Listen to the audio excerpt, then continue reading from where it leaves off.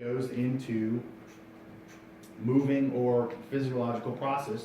The rest is lost as heat, okay? And whatever happens to that heat is going to be, we're going to have to deal with that accordingly, okay?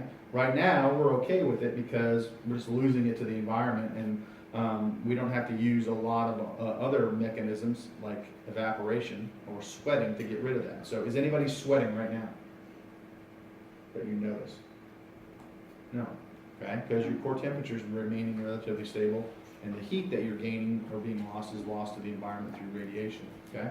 So Dusty's gonna go get a camera and we'll take some pictures. You wanna go back to that one? If I go too fast, let me know, okay?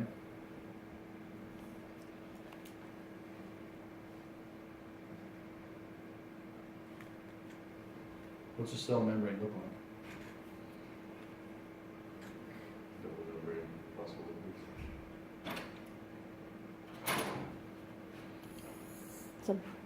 Has a bilateral layer. Let's see if this will work for us today. Got that? Oh, at some point this will go away. Lance will let me know. Oh, we just about dropped the JIT iPad there. That's not going to go well for anybody. Okay. Everybody good? Yeah. All right, we're going to go for another camera. How much did you pay for that? The thermal camera? I don't know. How much did we pay for it, Dustin? It didn't work for a long time, so we had to go get a new one.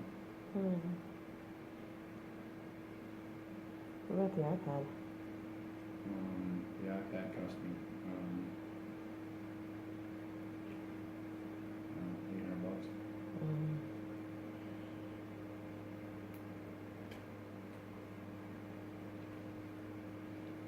Awesome.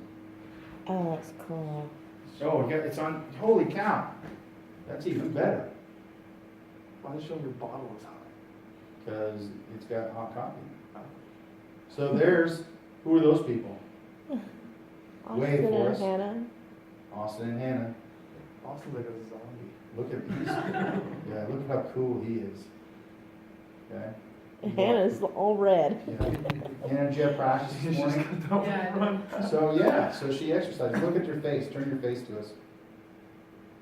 Look at you, you're like Smurfs. Wow. Let's see what Noah's doing today.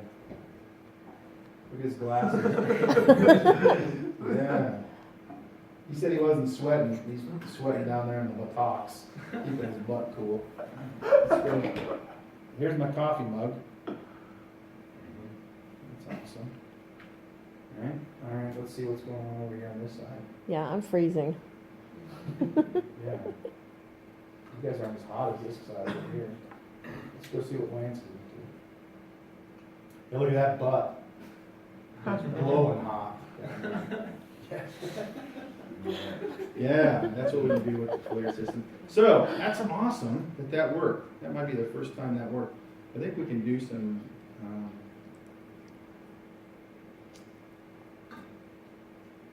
we can change the color somehow. That looks well. But that's an example of us losing heat to the environment. I'll take the old Lear camera. That was worth the $300 right there. I need just to do that one time. We've been waiting to do that for a long time. And the Lear camera do that. Plus, it worked on the screen. That's priceless. Go back to the Get Scholar. Okay? Yeah, that was pretty cool. We'll take a picture. If you guys want it, we'll take it. You can take photos with it. So that you can show your parents what kind of cool stuff we're doing in class. Davis did thermal imaging on this. First time in history.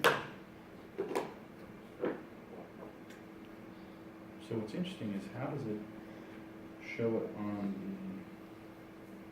the screen when the iPad's off? It's an interesting combination there. So, okay with cell structure? Lance, we're good to go? Okay, good. So, here we are. This is metabolism, boys and girls. What is C6H12O6? It's Glucose. right? And we're gonna take a molecule of glucose, combine it with 6 molecules of oxygen through a number of steps. We're gonna end up with what? We're gonna get CO2 and water, gonna be our end products, right? Okay? And if we're looking at this graph, we have free energy here on this side, okay? How much energy is available. And as we release energy going down, the total energy is released is where we started with glucose and where we ended up with CO2 and water, okay? And as we break down those steps, we're gonna get energy from it. That's basically, if we could describe what this is, that's what we wanna do. We're taking glucose, which is something that we eat, a carbohydrate, and we're breaking it down so that we can get energy from it, okay? Combustion is the way we're doing this, okay? So just a kind of a global view of glucose. We're actually gonna go into the entire steps with that, okay? And you're gonna have to memorize the steps. You have to know where energy is produced along that cascade of events, as well as other products that will be going to the mitochondria, okay? This is just another picture of what we talked about, anorganic and exergonic reactions being coupled, okay? So that one is driving the other as you produce reactions or produce energy from an exergonic reaction that then is used to power endergonic reactions. And again, the goal of us is to conserve energy, which we are pretty good at. We are very good efficiency-wise in a lot of the processes that we have, okay? So again, just to do that. This is another one that we're going to be talking about. We're talking about chemistry here. So oxidation reduction reactions. In this case, we're talking about electrons. So what is an electron? Those people that did not take a chemistry class. Carmen, did you take a chemistry class? Mm-hmm. Who did not take a chemistry class? I took chemistry, but I didn't take Gen Chem 1. Okay. What's an electron, Lance?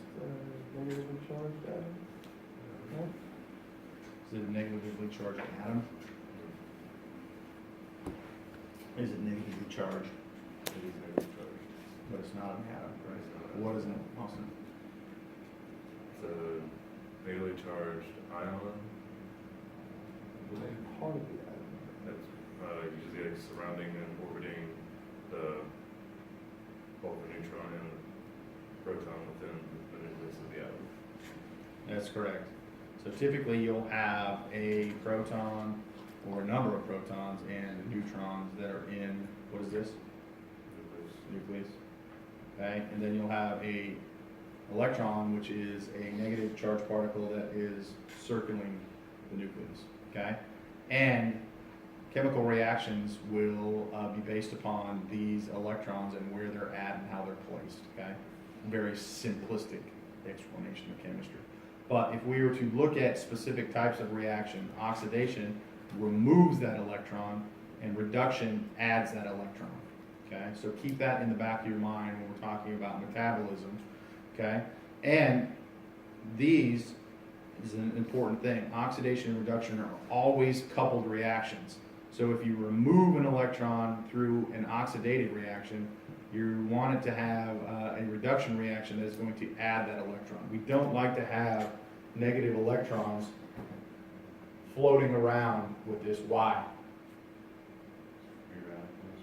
That's exactly right. A electron is a free radical if it's just out there with no, it wasn't added to a reduction electron. That radical is just walking around. What does it do? You know? It can cause adverse effects because it can. So it wants to be stable. It doesn't like to be a free radical, okay? It will search out and say, hey, I don't want to be this. I want to have a neutral charge. I want to be paired.